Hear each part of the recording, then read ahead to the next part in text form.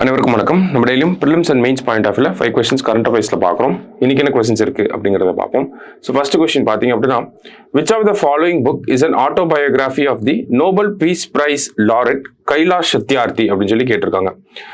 So பின்வரும் புத்தகங்களில் எது அமைதிக்கான நோபல் பரிசு பெற்ற கைலாஷ் சத்யார்த்தியின் சுயசரிதை அப்படின்னு சொல்லி கேட்டிருக்காங்க. ஸோ கைலாஷ் சத்யார்த்தி அவர்களை பொறுத்த வரைக்கும் பார்த்தோம்னா, அமைதிக்கான நோபல் பரிசை இவங்களும் மலாலா யூசுப்சாயும் சேர்ந்து 2014ஆம் ஆண்டு வாங்கியிருப்பாங்க. சரியா? ஸோ அவருடைய சுயசரிதை அதனுடைய பேர் என்ன அப்படின்னு பார்த்தோம்னா, தியாஸ்லாய் அப்படிங்கிறது தான் இவருடைய சுயசரிதையின் பேர். சரியா? ஸோ தியாஸ்லாய் அப்படிங்கிறது தான் கரெக்ட் ஆன்சர். அடுத்தது, UNESCO's Global Education Monitoring Report highlights that how many percentage of global population lacks access to education in their home language அப்படின்னு சொல்லி கேட்டிருக்காங்க. அதாவது உலக மக்கள் தொகையில் எத்தனை சதவீதம் பேர் தங்கள் சொந்த மொழியில் கல்வி கற்க முடியாமல் தவிக்கின்றனர் என்பதை யுனெஸ்கோவின் உலகளாவிய கல்வி கண்காணிப்பு அறிக்கை எடுத்து காட்டுகிறது அப்படின்னு சொல்லி கேட்டிருக்காங்க. ஸோ அவங்க ஒரு ரிப்போர்ட்டை பேஸ் பண்ணி சொல்றாங்க, குளோபல் எஜுகேஷன் மானிட்டரிங் அப்படிங்கிற ரிப்போர்ட். அதுல நேட்டிவ் லாங்குவேஜ்ல எவ்வளவு பேர்னால படிக்க முடியல அப்படிங்கிறது தான் அந்த ரிப்போர்ட்ல இருக்கக்கூடிய முக்கியமான அம்சம்.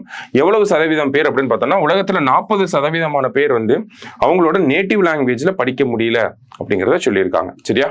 அடுத்தது, which of the following is the second private spacecraft to land in moon அப்படின்னு சொல்லி கேட்டிருக்காங்க. பின்வருவனவற்றில் சந்திரனில் தர இறங்கிய இரண்டாவது தனியார் விண்கலம் எது அப்படின்னு சொல்லி கேட்டிருக்காங்க.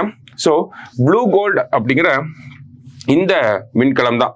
அந்த கம்பெனி பேர், பிரைவேட் கம்பெனி பேர் என்ன அப்படின்னு பார்த்தோம்னா, ஃபயர்ஃப்ளை ஏரோஸ்பேஸ் அப்படிங்கிற கம்பெனி. அவங்க தான் இந்த ப்ளூ கோல்ட் அப்படிங்கிற இந்த விண்கலத்தை நிலவுல தரையிறக்கியிருக்காங்க. இதுல செகண்ட் பிரைவேட் ஸ்பேஸ் கிராஃப்ட் அப்படிங்கிறது தான் இது.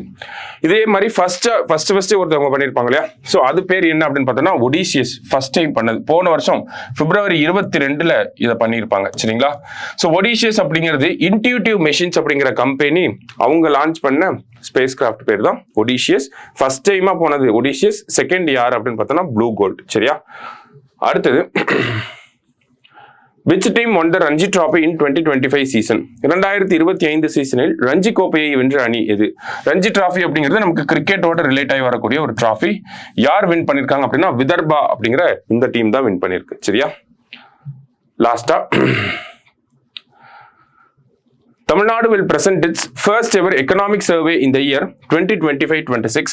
It will be presented on the same day as budget, unlike the practice of presenting it the day before like center அப்படின்னு சொல்லி கொடுத்திருக்காங்க. தமிழ்நாடு தனது முதல் பொருளாதார ஆய்வறிக்கையை 2025-26ஆம் ஆண்டில் தாக்கல் செய்யும் அப்படிங்கிறத கொடுத்திருக்காங்க. மத்திய அரசு பட்ஜெட்டுக்கு முந்தைய நாள் தாக்கல் செய்யும் நடைமுறையை போல அன்றி பட்ஜெட் தாக்கல் செய்யப்படும் அதே நாளில் இது தாக்கல் செய்யப்படும் அப்படின்னு சொல்லி கொடுத்திருக்காங்க. அதாவது நம்ம ஃபர்ஸ்ட் ஒரு எக்கனாமிக் சர்வே அப்படிங்கிறத கொண்டு வர போறோம். பொதுவாகவே எக்கனாமிக் சர்வே அப்படிங்கிறது பார்த்தீங்கன்னா, மத்திய அரசாங்கம் தான் பட்ஜெட்டுக்கு முன்னாடி நாள் கொண்டு வருவாங்க. சரிங்களா? ரிலீஸ் பண்ணுவாங்க. ஆனா நம்ம என்ன பண்ண போறோம் அப்படின்னா, பட்ஜெட் பிரசன்ட் பண்ற அன்னைக்கே அந்த பொருளாதார ஆய்வறிக்கையும் வெளியிட போறோம். சரிங்களா? அதுதான் இந்த 2 ஸ்டேட்மெண்ட்ஸ். ஓகேவா? ஸோ ரெண்டுமே கரெக்ட் தான். போத் கரெக்ட் அப்படிங்கிறது தான் கரெக்ட் ஆன்சர். சரியா? இன்னைக்கு 5 questions பார்த்திருக்கோம். தேங்க்யூ.